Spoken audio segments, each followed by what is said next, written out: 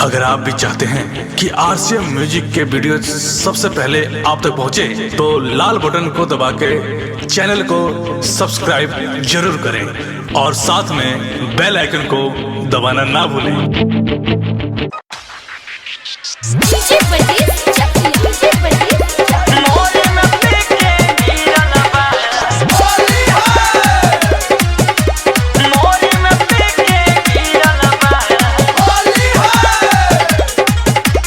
कहीं का बात पिके जुआ तो होली में तो सरे पभीरल बा। अरे कहीं का बात पिके जुआ तो होली में तो सरे पभीरल बा। अरे होली में तो सरे पभीरल बा। बलम आया हिरमाई मोरी में पिके गिरल बा। बलम आया हिरमाई मोरी में पिके गिरल बा।